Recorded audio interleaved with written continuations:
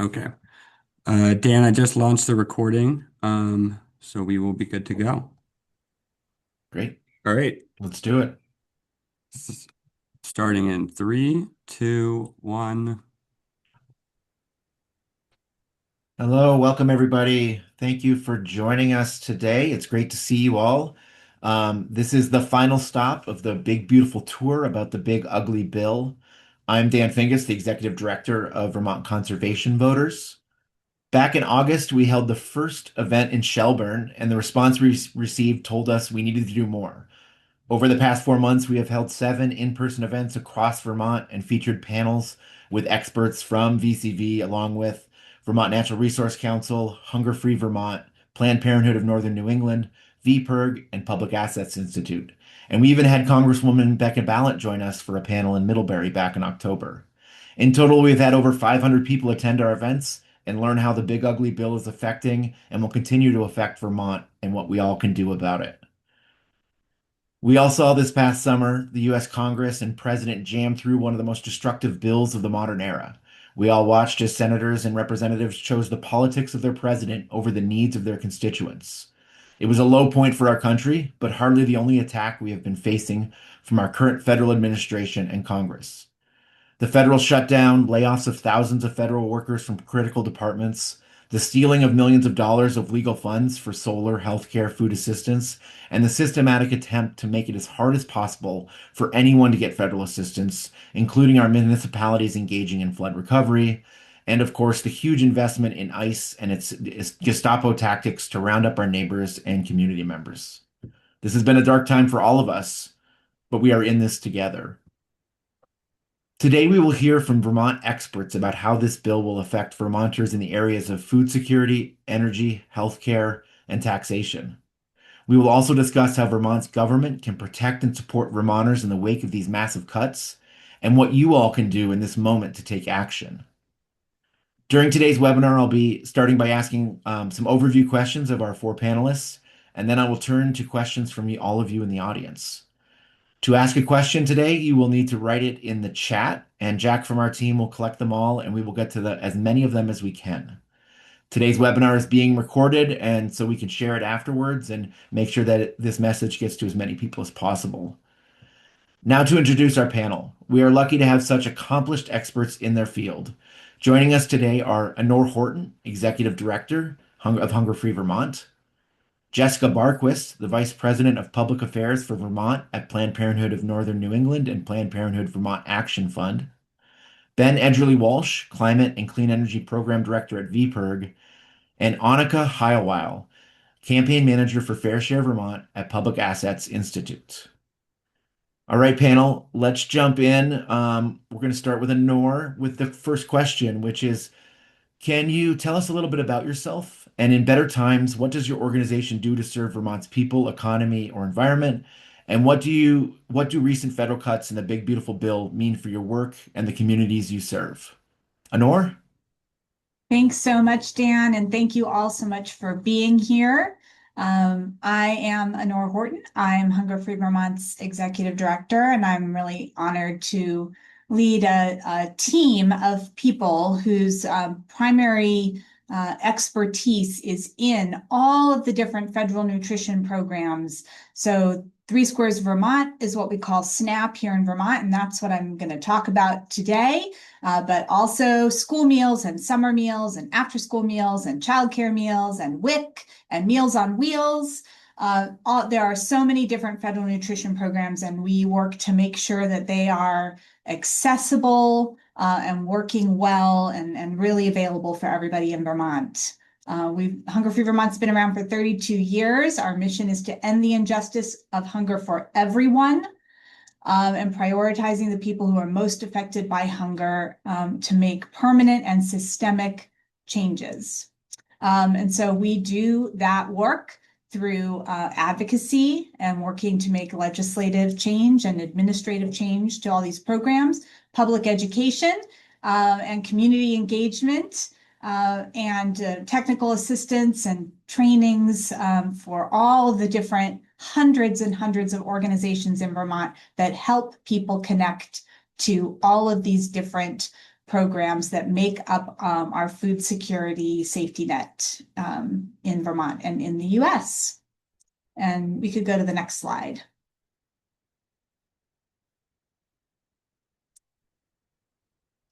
So, as I said, we work on the federal nutrition programs, and Three Scores Vermont, or SNAP, is the one that really came under attack in HR 1, the One Big Beautiful Bill Act.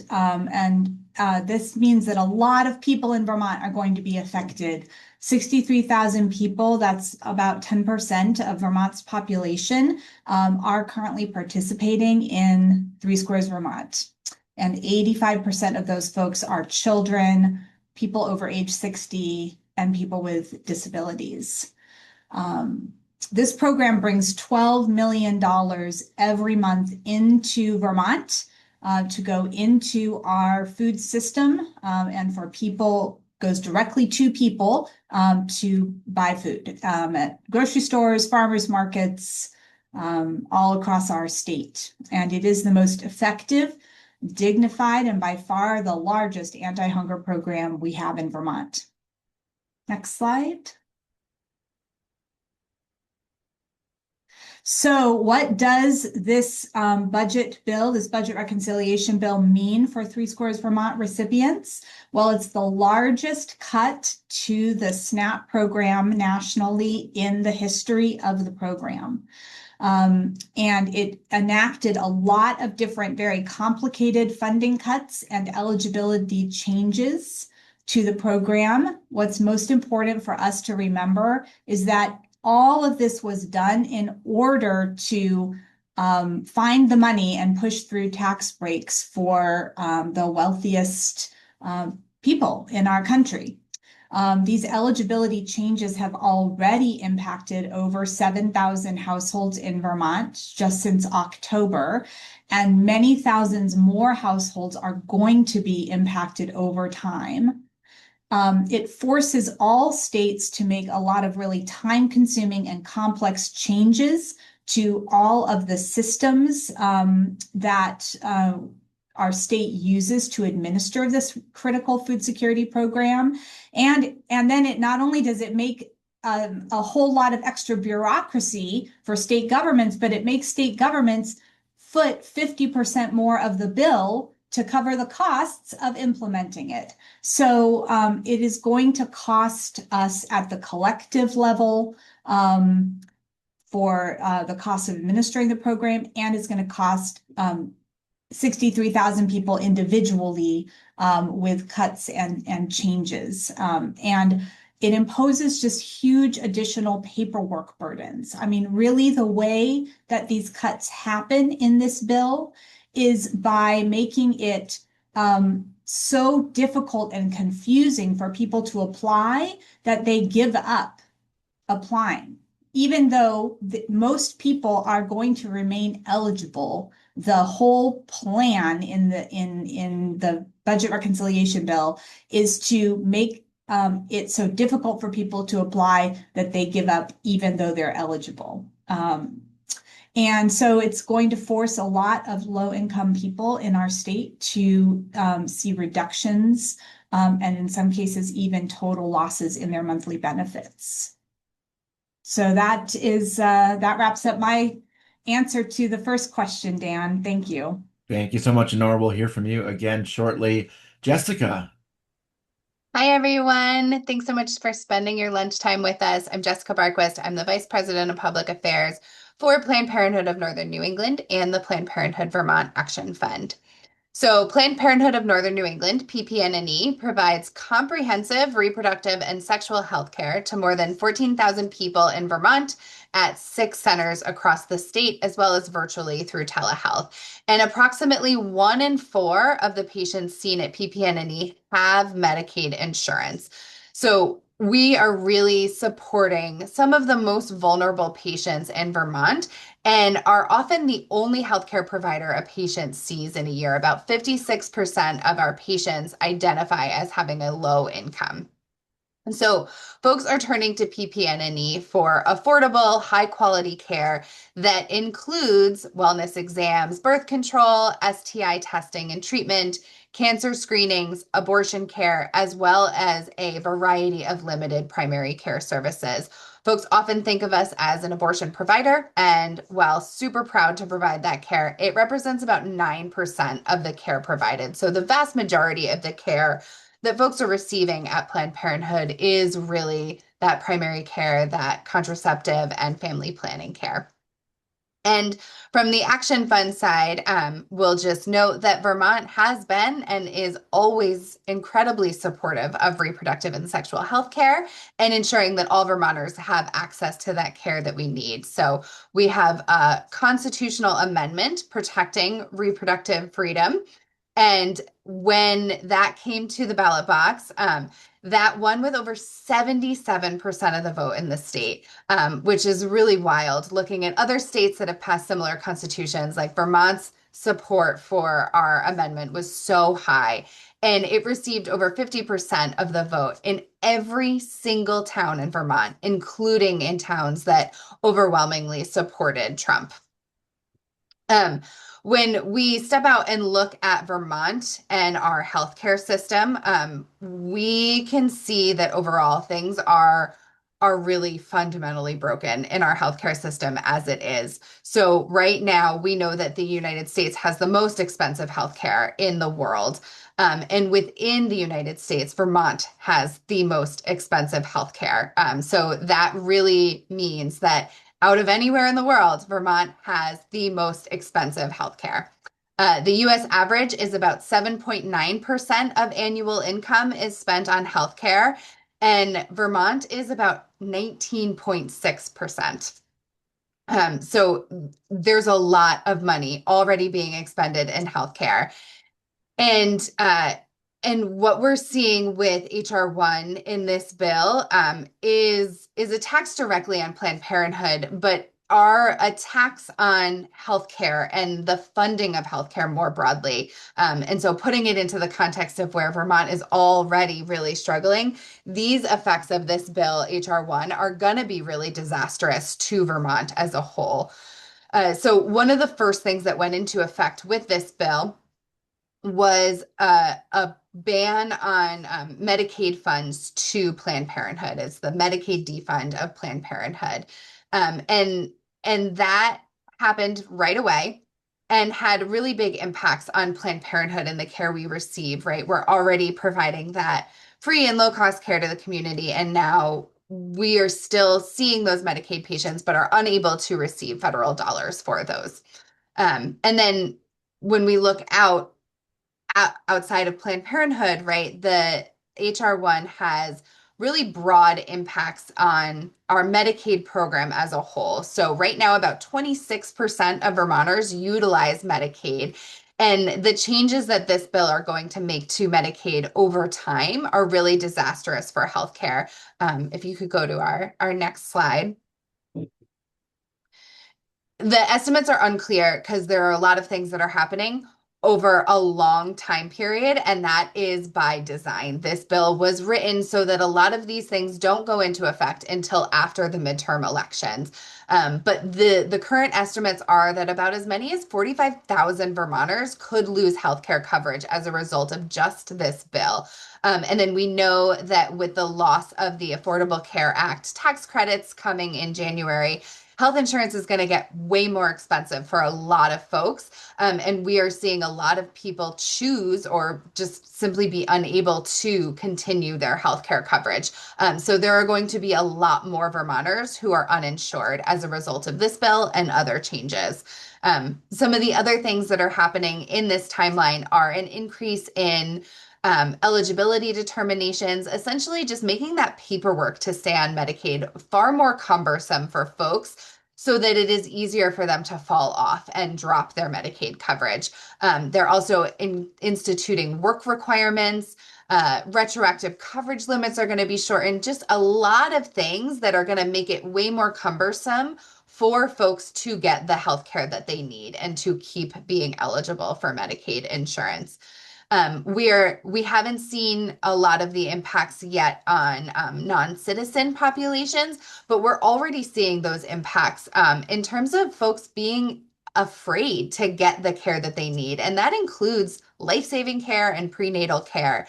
And there are estimates that there are probably between 500 and 600 legal non-citizens, refugees, asylum seekers who are going to lose healthcare right at the start of the new year as a result of this bill. So we're seeing changes both internally at Planned Parenthood. It's been a huge hit for us personally, but also overall, we're going to see huge impacts of this bill across our healthcare system, with that Medicaid being so foundational across our whole system. And I think I will leave it there for now. Thank you. Thank you, Jessica. Now to talk a little bit about energy, Ben. Thanks, Dan. Thanks, everyone, for being here. Again, my name is Ben Edgerly-Walsh. I run the Climate and Energy Program at the Vermont Public Interest Research Group, better known as VPIRG. We're the state's largest consumer protection environmental advocacy organization. We've got members, 25,000 members across the state in every legislative district, nearly every inhabited municipality. And I mention that because how we do our work is a lot of going into the State House. It's also a lot of, trying to make the democratic process more accessible to Vermonters, the legislative process, the even more opaque and arcane regulatory processes around energy and climate and consumer protection and a whole lot of other things. In terms of our work, I run our climate program. That is usually the sort of biggest individual chunk of our work. But we also have a very, very long history on consumer protection. A lot of that work right now is in the sort of data privacy and digital consumer protection space, working on AI, and then on democracy, on voting rights, on campaign finance, and on down the line. And it is just a wild time to be working on all three of those areas, climate and the environment, democracy and consumer protection, all at the same time, with the kind of assault that we're seeing from the federal level.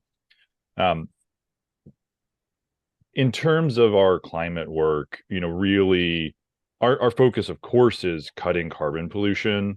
But for a very long time, it has really been about doing that in a way that really drives energy affordability and drives accessibility of clean energy and energy efficiency and all of the amazing technologies we're seeing coming online for low-income Vermonters, for all Vermonters, so that no matter who you are, what your income is, you are part of this clean energy transition. You have an ability to benefit from it, and we don't see the kind of stratification with the haves and the have-nots that we've seen in so many areas of our society. So in terms of the big ugly bill and what it's done in the climate and energy space, the Inflation Reduction Act under Biden was the biggest single step on reducing climate pollution and increasing accessibility of clean energy for low-income Americans that our country had ever taken, the biggest legislation on climate anywhere in the history of the world. And essentially this bill repeals or guts nearly all of that progress. We don't have time to go through the laundry list, but the residential solar tax credits going away at the end of this year, EV tax credits, which had been expanded, have already gone away. Tax credits for larger commercial projects are going away over the next few years, energy efficiency programs, et cetera, et cetera, et cetera. This isn't just the crazy stuff that Biden was doing. This is bread and butter energy policy that's been on the books for decades. The residential solar tax credit, which is 30% of the cost of going solar, that was passed under George W. Bush on a bipartisan basis. No climate champion, that man. But that's the origin of that tax credit 20 years ago. Now that the fossil fuel dominance in this country is finally under threat, all of that has to go. So what does this do for our work and our attempts to serve Vermonters and cut carbon pollution and increase energy accessibility and affordability makes all of it harder. Let me be really clear that this transition is happening. New wind and new solar are the most affordable new energy that you can build. And so this transition is going to continue happening. That is the direction energy use is going in this country and in this world. But they can really slow it down. And when you're talking about energy affordability and the climate crisis, the pace at which we're moving really matters. And so we're doing everything we can here to push back against that. There are a lot of other states doing a lot of really important work in that space as well. The last thing I want to just briefly acknowledge before we move on to the next panelist is obviously when you're talking about impacts of the climate crisis, they're very long term, they're cumulative, they're diffuse. Obviously, we're seeing very real impacts here, and Trump is also going after FEMA and going after climate resilience. But we do have a balancing act that we need to do between the very important investments in durable affordability that clean energy represents and the much more immediate, literal bread and butter investments in keeping Vermonters fed, making sure they have healthcare. We can't give short shrift to the long-term investments we need to make, and we also need to really do everything we can to mitigate the immediate harm that this bill is doing. And that balancing act, I think, is a big task that we all have in front of us. Thank you, Ben. Our fourth and final panelist, Annika. Hi, thank you all so much for coming today. My name is Annika. I work for Public Assets Institute, where I manage the Fair Share for Vermont campaign. Public Assets is an economic policy think tank. We're located in Montpelier, and we provide research and analysis on a variety of different economic indicators and tax and budget policies that impact Vermonters. Over the course of the past year, we've actually focused quite a bit on the effects of federal policy changes on Vermonters. And we currently have a hub on our website, which is publicassets.org, where we've aggregated all of that research. So I mentioned that at Public Assets, I manage the Fair Share for Vermont campaign, which aims to increase taxes on the wealthiest Vermonters to raise state tax revenue. Right now, the campaign is focused on clawing back the massive federal tax cuts for the wealthiest Vermonters that were passed as part of the Big Ugly Bill in order to have sufficient revenue to meet our needs and also reduce the impacts of federal funding cuts. But we first launched this campaign in 2023, so well before this most recent round of federal tax cuts for the wealthiest. And we launched this campaign because we saw that the state was not raising sufficient revenue to meet Vermont's needs. The lack of state revenue has resulted in chronic underfunding across a variety of sectors, from infrastructure to the environment to basic public goods and services and more. And that impacts all Vermonters and it impacts affordability in Vermont. And meanwhile, before this second Trump administration, tax policies were already favoring the wealthiest. So currently, the wealthiest Vermonters are paying a smaller portion of their income in state and local taxes than many middle-income Vermonters. And this has contributed to skyrocketing income and wealth inequality, which has resulted in a Vermont, as reflected across the entire country, where folks at the top of the income spectrum, who have been receiving a lot of preferential tax treatment at the federal level for decades, have really significant resources to spare, while many Vermonters are struggling to make ends meet. So before this moment, we were already advocating for a tax increase on the wealthiest because we believe that we can build a Vermont that works for everyone who lives here. We believe that Vermonters deserve to live in healthy, resilient, equitable communities, which are supported through public investment. And we know that our state has the resources to make this happen. So this moment is really exacerbating that situation, both on the lack of funding side and on the tax side. So the One Big Ugly Bill, along with myriad other federal policy decisions, are creating a crisis for Vermonters and for our state budget. This means that without state action to raise revenue from those who can afford to pay and who are receiving massive federal tax cuts, we will see greater underfunding of public goods and services that will severely impact each and every Vermonter.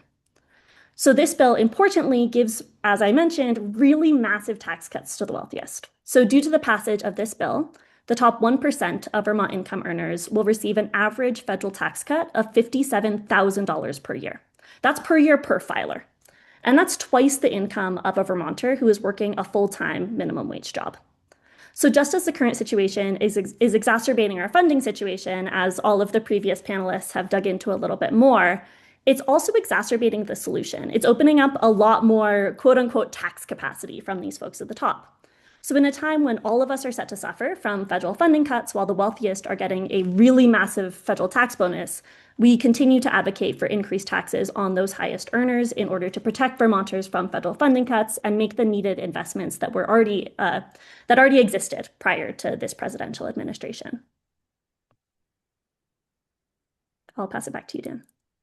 Thank you, Annika. And don't go too far. I think you're first up on this next question.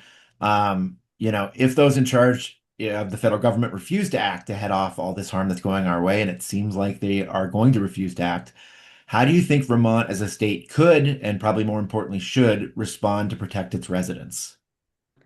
So I'm going to be a bit of a broken record throughout this entire panel, I think, by saying that the state legislature and the Scott administration need to increase state revenue by clawing back tax cuts for the wealthiest Vermonters. Through increased state revenue, we'll be able to better mitigate the effects of federal funding cuts and protect Vermonters, make needed investments, and just make this entire situation less bad. Throughout the course of this panel, we're going to be talking a lot about the effects of the big ugly bill and other federal policy decisions. And it's very important, and I want to make it very clear, that the only reason that we are seeing federal funding cuts to this extent is to pay for massive tax cuts for the wealthiest Americans, including the wealthiest Vermonters. Congressional Republicans were ultimately told to find a way to pay for extended and expanded tax cuts for the wealthy, and they found that way through really disastrous cuts to our medical system, food security, housing, and more. And these cuts have been worsened through additional federal policy decisions to cut off grants to our nonprofits, to restrict disaster recovery aid, and more. And the clear path to reduce the harm that is heading our way and to protect Vermonters is to claw back those tax cuts for the wealthiest. I want to dig a little bit more into this scale of tax cuts to kind of talk about what the resources are that are available. So I already mentioned that the top 1% of Vermonters are about to get an average tax cut of $57,000 per year. To zoom back a little bit at the aggregate level, the top 1% of Vermonters are expected to save a little over $200 million in federal taxes. The top 20% of Vermonters are set to receive a little under $740 million in federal taxes. To put that in context, the entire state budget is currently $9.1 billion. So this revenue that we could be recouping from the wealthiest Vermonters is really significant. I also just want to highlight that we've already heard from a lot of our state leaders, elected officials, that this will be a hard year for our state budget. And all indications are that this will be a really hard year for our state budget, and that subsequent years will be even harder. And I think it's really important that in this moment, we don't immediately fall into austerity budgeting, and we instead first look at where is there available revenue, where can we be raising revenue from the folks who are able to pay, particularly the folks who are receiving these massive federal tax cuts, and therefore, how can we be filling in these holes from federal funding cuts? I'll pass it on to the next person. Thank you, Annika. Anor, you're next up. Same question. How do you think Vermont as a state could, and more importantly, should respond to protect its residents? Great, thank you. So, just as Annika was speaking about tax policy, right? Taxes and tax cuts, all of those things are policy choices that have to be actively made. The same is true about food security. It is not actually difficult to create true and permanent food security for everyone in Vermont. The actions are very clear. We know the programs that work. We know how to do it. We've taken dramatic strides toward that in Vermont with universal school meals at all public schools, for example, and many other projects and programs. So food security is a policy choice. We have a legacy here in Vermont of taking steps toward choosing that as a policy choice, and we can continue to make those choices. We do not have to live in a state where people cannot meet their most basic needs, where people are choosing between food for breakfast and putting gas in their car or their prescription medications. And we have programs like Three Squares Vermont that really do ease those impossible choices that so many Vermonters are confronted with every day, between are they going to meet one basic need or another. We really don't have to live this way. And we can go to the next slide. So these are the things that we at Hunger Free Vermont think that we must do in 2026 and going forward to make sure that we do choose and create food security for all of us here in Vermont. And the first is that we need to maximize and leverage federal funding. So as I said before, a lot of the way that the cuts are designed in you heard Jessica say this as well, actually, about Medicaid, and it's the same is true for SNAP. The way that the cuts are designed, they're really added paperwork and administrative burdens that cause people to be confused and to give up on continuously having to reapply and re-report to remain on programs like Three Squares Vermont and Medicaid. But they are still eligible, and we could, if we made sure that we were funding assistance to keep people connected to these programs and fully funding the administrative costs that our state is going to have to bear to continue operating SNAP and Medicaid. If we took those actions, then we would be able to leverage a lot of federal funding to keep people fed and keep people having access to healthcare. Just with Three Squares Vermont alone, it's $155 million a year in federal funding that comes into Vermont and into our food system for people to buy food, and we can't afford to lose that. Then there are people who are going to lose their access or already aren't eligible for these programs. And there we could provide flexible funding to make it possible for people to continue to be able to meet their basic needs that's not tied to the federal programs. Again, this is a very cost-effective way to support the most vulnerable folks in our state. And then the third, I'm just going to echo what Annika said. Hunger Free Vermont is a strong supporter of the Fair Share for Vermont campaign. We must raise the revenue to give our legislators the ability to make these choices that can create food security and healthcare security for as many of us as possible and ensure the best possible outcomes for all of us collectively here in Vermont in the face of all these threats that from the federal government. Thank you, Anor. You're up next, Ben.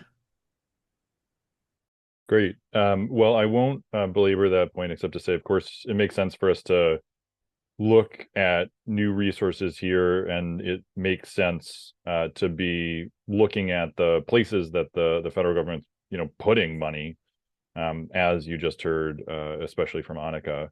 So let me go in a couple of different directions with this. One, and I really want to make very clear up front that you absolutely can overstate this case. But of course, there are ways in which we could be making more efficient use of resources that we already are spending.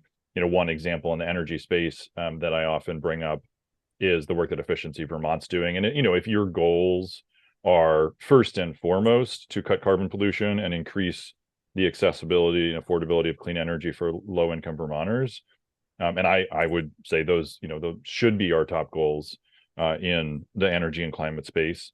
Efficiency Vermont is, kind of doing that work with one hand tied behind its back right now because of the way the statute's written. So we can look at things like that. Second, there are also policy options that we have available to us in some of these areas that are not direct spending. In the energy and climate space, two examples that I would put out on solar, I mentioned the residential tax credit is going away. In practical terms, that means that the cost of solar for a Vermont, family that's looking into, going solar is going up 30% between December 31st and January 1st. We also have a every other year cycle here in Vermont where since the middle of the last decade, we've been slowly ratcheting down the rates that are being paid to new solar. That made a certain amount of sense when solar was slowly getting cheaper over time. Obviously, if the rate, if the cost of solar is going up, we shouldn't be slashing what we're paying people going solar for the power that they're generating for our utilities and their neighbors. And so, we have an opportunity to hit pause on that, give the industry and give people looking at going solar a minute to catch their breath and revisit that idea in a couple of years. We also have an opportunity here to enable sort of micro solar systems, what you might have heard called balcony solar, portable solar, plug-in solar. These are, 1, 2, 3 solar panels that you can plug right into an exterior wall outlet, have solar the same day that you bring them home. Very common in parts of Europe. Utah is the first state in this country that's done it. And Vermont has an opportunity to get rid of all the red tape. So there's no wait period, no fees on those sorts of systems, and Vermonters can just do them right away. The other two things that I would say here, one, obviously, outside of the legislative process, there is one very important player that is working to respond to these federal attacks and protect Vermonters, and that is our Attorney General, Charity Clark. There's a whole host of things that she's done, dozens of lawsuits that she's joined to protect Vermonters from a whole host of attacks. One I would mention as an example in the climate space is a Solar for All program. This was, sort of brainchild of Bernie Sanders that he got in the Inflation Reduction Act. It would bring over $60 million into Vermont to help thousands of low-income Vermonters access the benefits of solar and cut their energy bills at a time when they're going up. And Trump is trying to, we believe, illegally pull those funds from Vermont and every other state. And so seeing our Attorney General stand up for Vermonters and stand up to the administration is fantastic. And as we saw in the first Trump administration, many, many times pays very real, tangible benefits for Vermonters. Last thing I'd say is just much, higher level. When we're thinking about the idea of protecting Vermonters, in particular, the idea of helping people make ends meet, what is affordability? We have been told for most of the last decade by our governor that affordability is really merely the absence of something. It's the absence of taxes and fees. And that's it. That's the only thing that matters when you're talking about whether Vermonters can, make ends meet, make their bills work. And that's just simply not the case. There are a whole host of other things that are going into whether Vermonters, pocketbooks, work for them. And I would argue that affordability is the presence of something. It's the presence of a social safety net. It's a presence of an economy that works for all Vermonters. And there are very real policy choices that are being made at the federal level and ones that can be made to make things better here in Vermont. And so I think that story of affordability as a proactive action that the state can take is something that we all need to, pay more attention to. Thank you, Ben. Jessica, what do you have to add to all of that? Oh my gosh, I want to second all of that. It's also true. As issue-based advocates, it's really our job to say what's important and advocate for our issues. And then it's on the state and the legislature to figure out how to prioritize and fund that. And I think it's really important to lift up that all the issues we're talking about today and so many others are so extremely important to the lives of Vermonters and need to be funded fully. When we think about our budgets in our state really shows and speaks to where our priorities are. And given our revenue, and I won't get into those details, Annika did such a beautiful job of it. But given where we are, we simply cannot lift up all of the priorities that Vermonters need to thrive on our current budget. And so we need to do something differently. And for many, many years, us in the nonprofit communication, our organizations who directly serve our communities and are meeting the needs of Vermonters have been continued to be told to do more with less. And we cannot continue in that way. And it is unacceptable to me and should be to all of us, that we are asking our lower income Vermonters to go without healthcare, without food, without basic needs being met, so that we can continue to keep our taxes lower for our wealthiest residents. And that is just that is not speaking to the priorities as I know them in our Vermont communities. And when we think about those priorities, healthcare is and has to be that foundational bedrock, right? It is so foundational to the health of our communities. And we've really seen over the years, right? Like the really low, abysmal Medicaid rates, our unfunded care, all of these things create those imbalances in a system. And that is when we start to see things like those extremely high private insurance rates and other things. And so we really, as a state, need to look at the healthcare system as a whole and think about how we can keep people insured, and either maintain is the bare minimum base level, but really increasing our Medicaid rates to adequately cover the costs of care. And when people are insured, we know that they are more likely to get preventative care, primary care in a really timely manner, and that lowers our overall healthcare costs for everyone. So it is really in Vermont's best interest to invest in making sure that everyone has access to the healthcare that they need. And then more specifically, Planned Parenthood of Northern New England is a foundational piece of that healthcare component, right? If PP&E is unable to provide care in Vermont and has to close more health centers, it would have large impacts on the healthcare system. The other rural provider, primary care provider that provides free and low cost care to anyone who need it, they're called our federally qualified health centers. You might know them as your community health centers. There was a study done that showed that the FQHCs would need to increase their patient load by 206% to cover Planned Parenthood of Northern New England if we were no longer able to be here to serve patients. So a huge part of our system, we need to see a really comprehensive healthcare system reform and payment in our state. Thank you, Jessica. Reminder for folks, I'm seeing some great questions in the chat.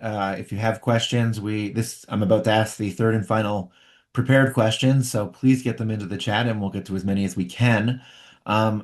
It's time to think about what you all as our audience can do. And so I'm going to start with Ben. Ben, what actions can concerned Vermonters take to mitigate the damage caused by the big ugly bill?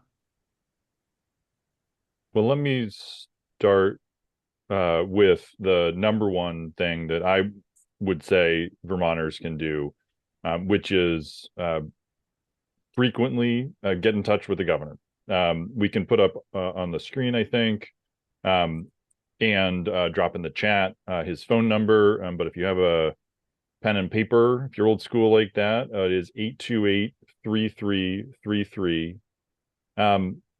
And the reason that I put that out there as the number one action that anyone on this call can do, in addition to, of course, talking to your legislators, thanking the Attorney General for her work. There are a host of elected officials who have real power in this state. You should be talking to all of them. And certainly, your local elected officials are often the place that you can make your voice heard the loudest, because Vermont's legislative districts are so small. But when you look at questions like the ones that we're grappling with right now, are we merely going to be, taking an austerity approach and sort of scrambling over scarce dollars that already exist and trying to fill the holes that the federal government's created? Or if we're actually going to be able to do things like look at the new resources that we've been talking about today, that is going to come down to the governor. There's every indication that he would veto any new revenue. That's certainly been his MO for his entire time in office because of his, what I would argue, very sort of myopic view of what affordability is. And so it's very clear that he is going to be the most significant barrier to, a more holistic approach to pushing back on what's going on at the federal level. I'd also say that, very clearly, while he has at times stood up to the Trump administration, the approach that he's taken in the second Trump administration is very much one of trying to stay off of Trump's radar. And that has meant that at times he has taken actions that definitely do not insulate Vermonters from the Trump administration and their overreach. And when that happens, he needs to hear from Vermonters. And, we have examples of Vermonters making their voices very clearly heard and having the governor, really reverse course on some of the bad decisions that he's made. One example I'd give there is Trump denied a FEMA request that Vermont had put in primarily for some towns in the Northeast Kingdom who had seen some of their infrastructure and as a result their town budgets blown completely to smithereens by flooding this past summer. And that was denied by President Trump, along with requests from a number of other blue states, while he was giving money to red states. It's a very clear pattern. And Governor Scott decided not to appeal that decision.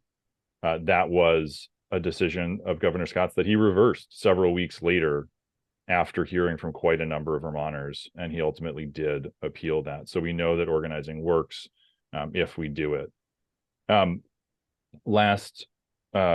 Lastly, I just underscore, do talk to your legislators. They need to hear from you. If you agree with the sorts of things you're hearing about today, they need to hear from you. If you think they should stand up to the governor, if you think they should stand up to the Trump administration, they need to hear from you. Even if they're the most fantastic legislator you've ever had, it is helpful for them to hear that from you, because I guarantee you that they are getting pressure on the other side, and they are doing a very difficult job in a very difficult environment.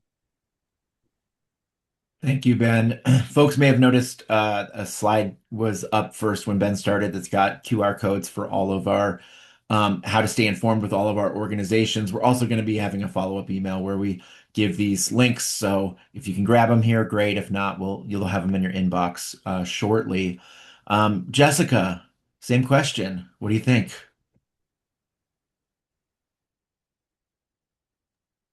Yeah, I mean, I echo so much of what Ben just said, right? Like one of the best things for folks to do right now is get involved. It doesn't have to be with healthcare. It doesn't have to be with one of our organizations, but find the thing that motivates you to get involved and stay informed. And particularly in state, our legislature is going to have to make really tough choices this year with the budget, and they are going to need people to encourage them to make the right choices and to support them when they do. So a lot of times folks are reaching out to our legislators when maybe they disagree with something, but they don't often get a lot of support and encouragement. And I've heard from a lot of legislators how meaningful it is to have that and to be able to go into a conversation and say, I have had this many constituents contact me about this. I cannot back down on this position. I have to push this forward. And so we really need to hold our legislators accountable and make sure that they pass the best policy for Vermonters this year. And then also do that governor advocacy work that you just heard about. And then just staying informed, right? One of the things that I've been talking a lot about is there are a lot of changes happening right now with healthcare. And so it's really important to know what your plan is, what those changes might be for you come January. A lot of people just have that on a reoccurring thing. And so we don't want anybody to be surprised by these really extreme increases as they come out in January. So stay informed, make sure that you know what those requirements are for your health insurance so that you're not unintentionally missing some of these new requirements that they come out with Medicaid or are unclear about where things stand with your private plan before you miss out on that opportunity to shop around. Thanks, Jessica. What would you like to add, Honor? Well, I'll just say yes, exactly to everything that Ben and Jessica have just said. I'd like to throw out just a little statistic that might surprise you all. So if we were here in person, I'd ask you to shout it out. But since we're not, just in your own mind, think to yourself, how many constituents does a legislator in Vermont or even the governor's office need to hear from before they like really sit up and pay attention to a request? Just think to yourself, what do you think that is? I'm going to tell you that it's 10. 10 people make a huge impression. That's how little we actually collectively tend to engage with our elected officials. And because we are a small state, that even just 10 of us choosing to pick up the phone and make that call and leave that message on the governor's answering machine, or to reach out to one of our legislators by phone or by email, even 10 of us speaking up makes a difference. And if 100 of us or a couple hundred of us took an action together collectively, we actually can transform the future of Vermont, and we can transform the policy decisions that are going to be made, that are going to dramatically affect all of our lives in 2026 and beyond. So I just would like to add that, and also to underscore that indeed, when we are speaking about creating kind of systems change that bring us improved food security, healthcare, environmental outcomes, Governor Scott has indeed been a barrier to that kind of transformational change. And I do think that in this session coming up, Ben is absolutely right that keeping that phone number for the governor's office, I stick it to the back of my cell phone with a sticky note. Ben obviously has it memorized, whatever works for you. But I think that will be a number that it will be useful for all of us to have available to us. And I also would want to say, showing up to these kinds of conversations, whether they're in person or virtual like this one is, getting informed, asking questions, thinking critically about these issues, that itself is really a courageous action that you're taking right now and that we all need to take in this time when really there's a lot of pressure for us to stop speaking up and stop getting informed and stop having opinions about things. I think that we're all here together on this wintry midday. Having this conversation is itself a really important action. So thank you all for being here. Thank you, Honor. Last up, Annika, anything to add? I think that folks have generally covered everything that I was going to say, but I just want to highlight that staying informed and remembering that there are state policy actions that are influential in this moment is a huge piece of this. And talking to your legislators is huge. Calling the governor is huge. And also talking to your friends and your community and talking about these issues, both federally and at the state level, is incredibly important. If you are interested in being more involved in any of these issues, getting in contact with the organizations that are working on these issues so that you can basically talk to someone about where to put your energy. And if you want to take a really specific action right now, you can go to our website, which is fairsharevt.org, and you will get a pop-up with a petition that is asking the legislature and the Scott administration to increase taxes on the wealthiest. Thank you, Annika.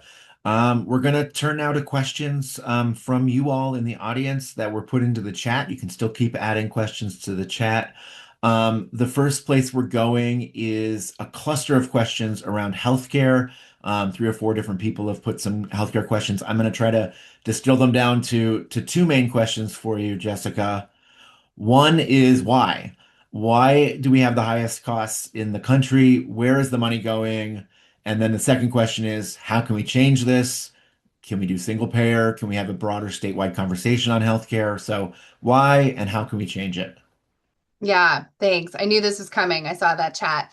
I think, there we don't have enough time to get into all of this, right? It's so much. There are a lot of reasons why that are talked about, contributing to why our healthcare costs are among the highest or the highest in the world. And, we're a rural state. We have an aging population. We have a small population. But, I think one of the other things is our really low Medicaid rate reimbursements and our inability for primary care and small providers to really make ends meet, which kind of outsizes our system. And so our system is primarily bigger players. People can't have access. And, we overutilize hospital care above other types of care in the state, which is significantly more expensive care. There are a number of different things in there, but I think overall, this is a conversation that our legislature has started to grapple with over the years, but it's really going to have to come out this year, and it's going to have to be something that we really dig into as a state. I think we've looked at the single payer model before. I think we certainly have laws around the single payer model that have not fully been implemented. I think there are complications there given our population too, but I think it's something that our legislature should look at again. And this is a place where staying involved in what's happening in the legislature, signing up for the Planned Parenthood Action Fund email list here that's in the chat is a great place to start, because we'll send out action alerts as these conversations are happening and when we really need folks to talk about it. There's also another group that has started called Vermont Healthcare 911, and they are really looking at this from a hospital budgets perspective, which I think is a piece of this pie and a piece of this puzzle. So there's a lot to dig into, and I think from our perspective, really highlighting that we need to have folks on insurance that adequately covers the cost of care. And we need to make sure that folks have access to timely preventative and primary care, are really critical for lowering our overall healthcare costs for everyone. Thank you, Jessica. And I know someone noted in the chat that, one of the big things driving our education costs are healthcare costs. And so one of the things that's really just affecting everything that we do is healthcare. And we hear all personally, go back to the governor. We hear the governor, very vocal on certain topics, including education, but I'm not sure that we're hearing him vocal enough on his leadership on healthcare and how we can bring down healthcare costs. The nearly 10 years he's been in office, healthcare costs have continued to rise and rise and rise. And I don't think we've seen the same bold, loud leadership from him on this issue as he's tried on other issues. So that's a great topic to potentially call the governor on and ask him where his plan for making healthcare more affordable is at. I absolutely couldn't agree more. And I just want to add that when we talk about affordability, healthcare is one of those number one costs that people talk about in their budgets and in your own personal household budget. Healthcare is so high up there, especially for Vermonters. So we can't just look at education or property taxes when we're thinking about affordability. We really have to be talking about healthcare. Yeah, definitely. Anor, turning to you, we had a question regarding food security. Like, would it make sense to encourage returning to the Victory Garden concept, or maybe more broadly, are there other creative things that we can be doing either in our communities or as a state to really tackle the food security issue? Mm-hmm. Yeah, so first of all, people in Vermont are already incredibly creative when it comes to community-based food security. So there are towns in Vermont that have actually hired a farm manager and started a farm on town-owned land that provides free food to people. So like at a local level, we could be organizing, to choose to direct our town tax dollars toward food security for everyone. I also think, though, that it's really important to note that you want to talk about encouraging people to grow their own food, right, in their own gardens. Well, SNAP, Three Squares Vermont, you can also use those benefits to buy seed and plant starts for fruits and vegetables to start that garden with. So it still comes back to that we have got to sustain and expand the programs that make it possible for people to make choices about how they're going to grow or access food. And by themselves, gardens, no matter whether it's a big one for your town or a little one on your back porch, like my mom has, that's not going to create food security. If you look outside right now, you can see that Vermont has a very short growing season, and all the food that we need to keep ourselves well and take care and meet our medical condition needs and all of that is not going to be produced in garden settings. So that's one piece. The other piece is that I just want to kind of piggyback off of what Jessica was just saying, because hunger and ending hunger and creating food security isn't going to be done by working on food. I mean, I know that's maybe a little weird for the person who is the head of Hunger Free Vermont to be saying to you all, but it's true.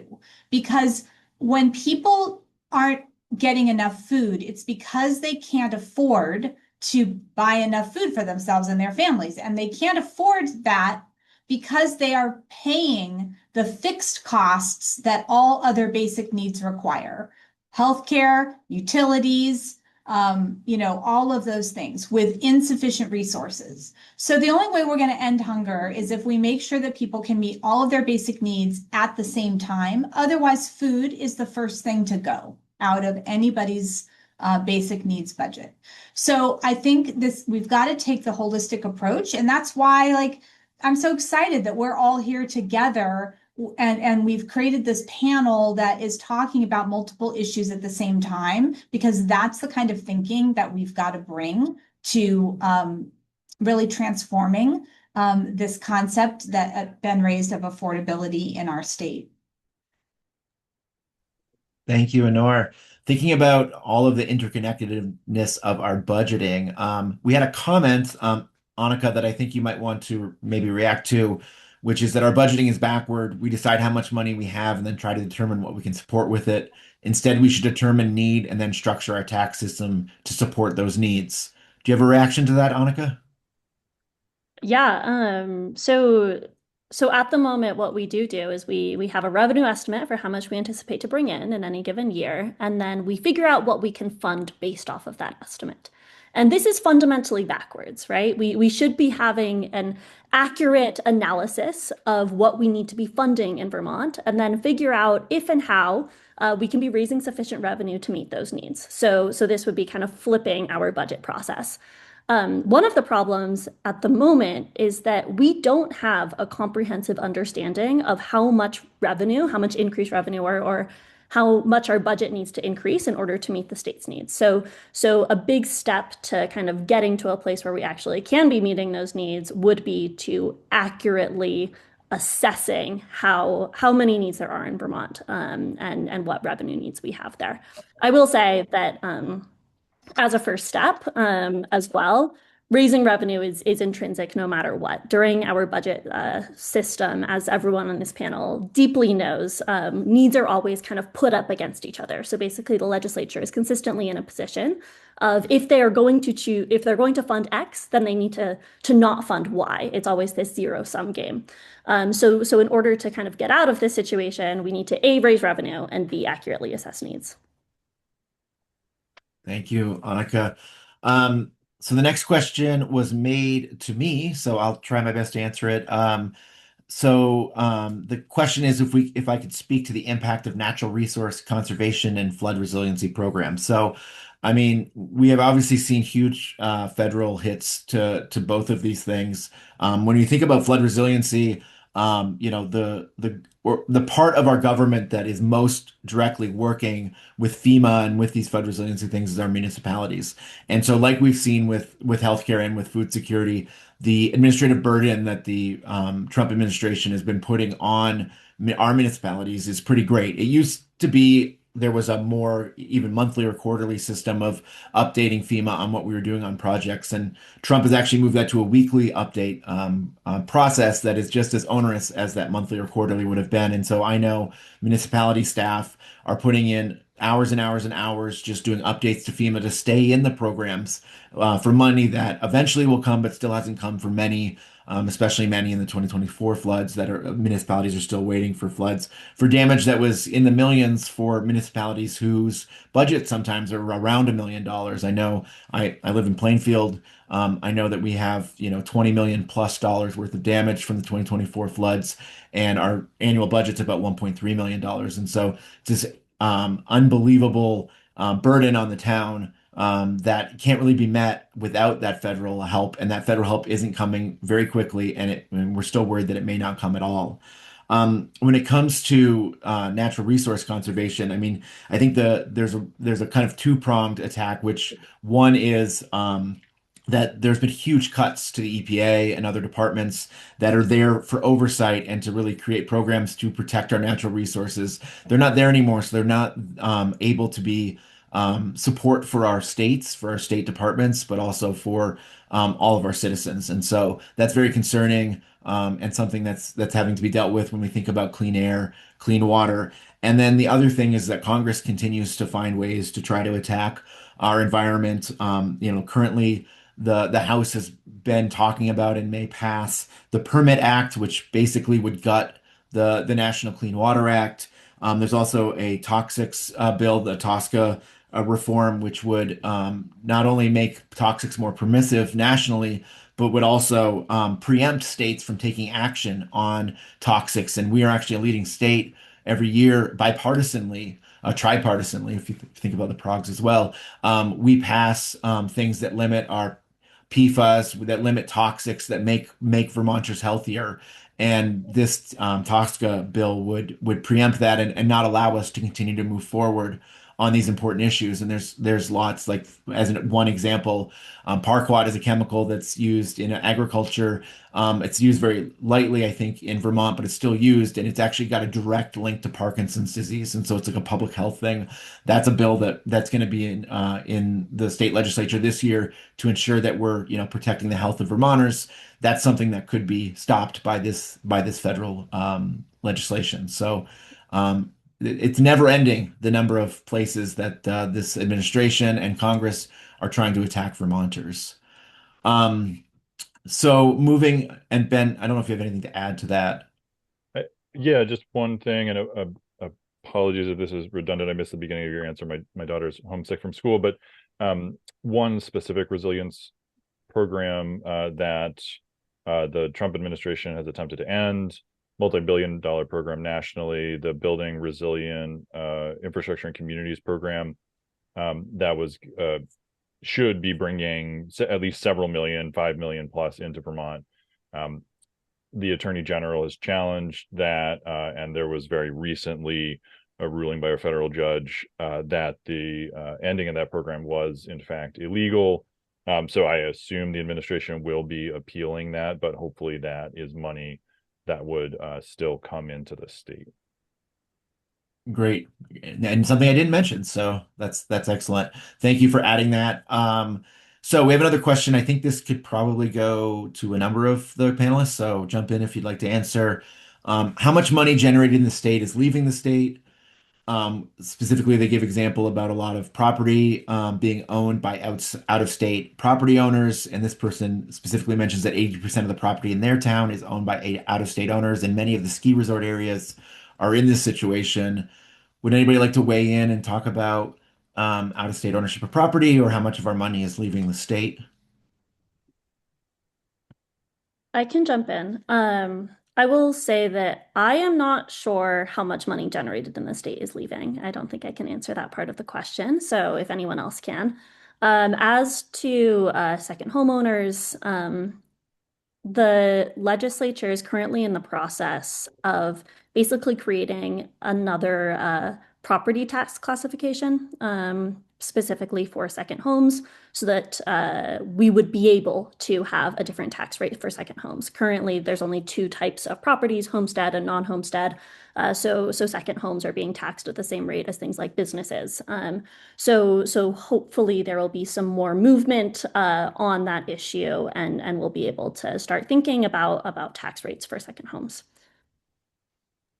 I'd also just briefly jump in there and say, one, I think folks probably have a sense of this, but statewide, we are, depending on exactly how you count it, first or second in the country for the percentage of our residences that are not primary residences. That's mostly second homes, but also things like Airbnbs and such, at about 1 in 5.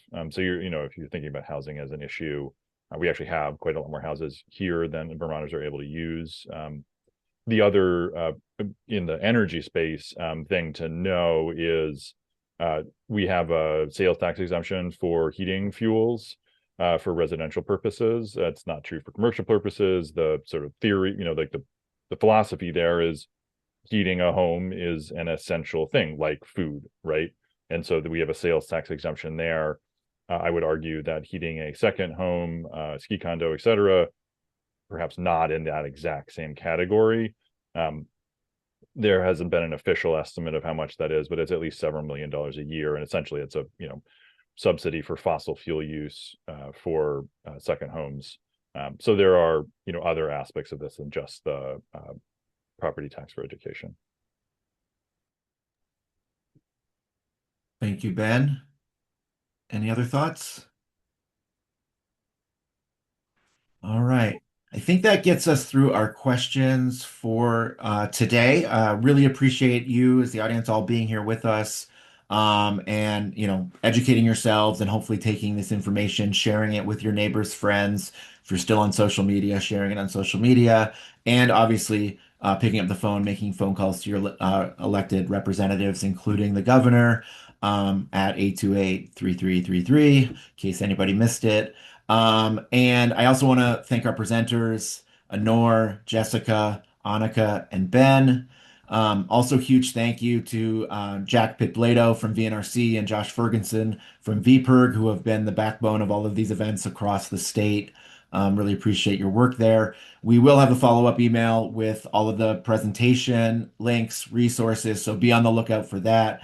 And I hope you all have a good day and take one action today to try to make this situation better for Vermont. Thank you all.